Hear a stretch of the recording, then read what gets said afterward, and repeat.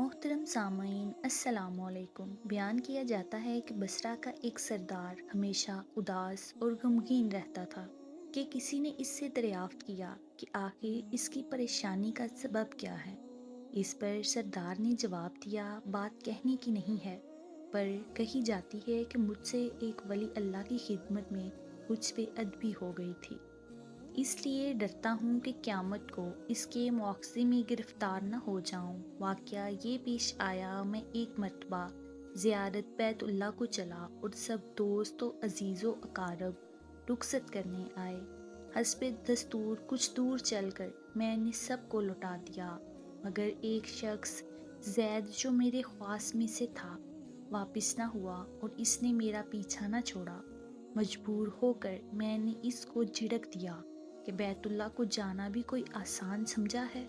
جو میرے پیچھے پیچھے چلے آ رہے ہو، میرے پیچھے پیچھے نہ آؤ اور میرے ساتھ نہ چلو، اور جس رستے سے تیرا جی چاہے چلا جا۔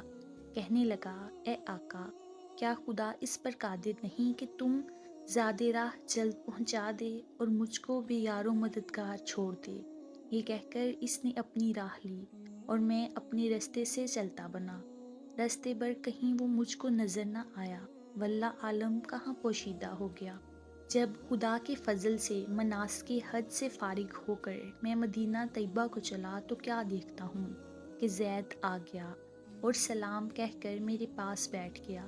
میں نے حیرت سے پوچھا کہ حج کر آیا؟ کہا ہاں۔ پھر میں نے طنزاً کہا، حج کی سند بھی ملی؟ تو کہنے لگا، کیسی سند؟ وہ کس کام آتی ہے؟ میں نے کہا، حج کرنے والوں کو بیت اللہ میں غیب سے چٹھی آتی ہے جس میں لکھا ہوتا ہے فلاں بن فلاں حج کو آیا تھا اور اس کا حج قبول ہو گیا۔ پھر اس سند کے ذریعے قبر اور حشر کے عذاب سے نجات ہوتی ہے۔ یہ سن کر زید روتا چلاتا بیت اللہ کو واپس چلا گیا۔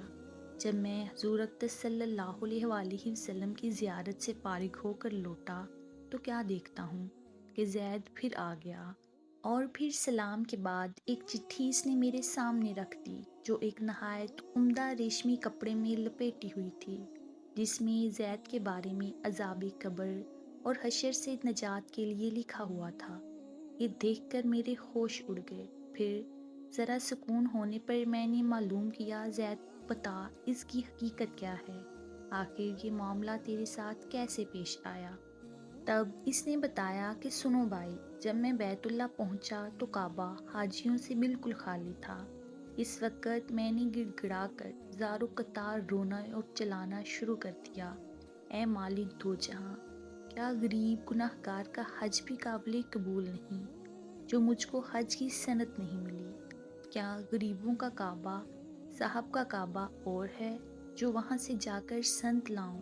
مجھ کو قسم ہے تیری عزت و جلال کی، جب تک چٹھی نہ پاؤں گا کعبہ سے باہر نہ جاؤں گا اور روتے روتے یہی مر جاؤں گا۔ اچانک غیب سے آواز آئی، اے زید، نجات کی چٹھی لے اور جا اپنی راہ لے۔ پھر یہ چٹھی میرے ہاتھ میں آ گئی، اس کو لے کر میں چلا اٹھا۔ یہ سن کر میری حیرت کی انتہا نہ رہی کہ اللہ اکبر، اس شخص کا یہ اعلیٰ مرتبہ ہے جس سے میں آج تک واقف نہ تھا۔ پھر عزت و احترام کے ساتھ میں اسے اپنے ساتھ بصرہ لے آیا اور وہ چٹھی نہایت احترام و تعظیم کے ساتھ ایک صندوق میں بند کر دی۔ جب کبھی جی چاہتا تو انتہائی ادب و احترام سے نکال کر اس کی زیارت کر لیتا، چومتا اور آنکھوں سے لگاتا تھا اور پھر محفوظ کر دیتا۔ اتفاقاً میں کہیں سفر میں تھا کہ میرے پیچھے زید کا وصال ہو گیا۔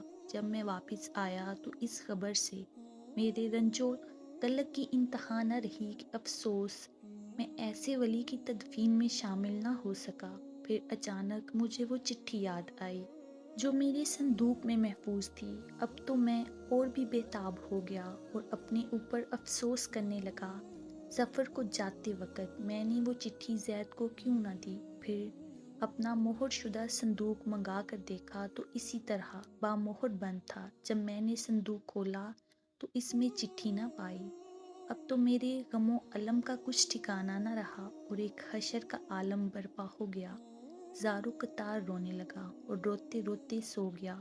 کیا دیکھتا ہوں کہ طرح طرح کی سجی ہوئی جنت میں زید سر پر ایک تاج رکھے ہوئے، سر کو برق لباس میں تخت پر چلپا افروز ہے اور اس کے چاروں طرف پھولوں کے جمگٹے ہیں۔ میں نے قریب جا کر سلام کیا تو اس نے کہا، اے آقا، اس قدر پریشان کیوں ہو؟ میں نے کہا، مجھے یاد نہیں، وہ چٹھی تو نے مجھے دے دی تھی۔ کہنے لگا، وہ تو یہ ہے، اور اسی کی بدولت یہ دولت و خشمت مجھ کو حاصل ہوئی۔ اب آپ کچھ تردید نہ کیجیے، میں اپنی منمانی مراد کو پہنچ گیا، باخوالہ حقیقت تل صالحین۔ جو اللہ کا ہو جاتا ہے، اللہ تعالیٰ اس کی سب مرادیں پوری کر دیتا ہے۔ دعا ہے اللہ تعالیٰ ہم سب کو بھی اس واقعے سے سبق حاصل کر کے اس پر عمل کرنے کی توفیق عطا فرمائے، آمین۔ امید ہے آپ کو آج کی ویڈیو پسند آئی ہوگی۔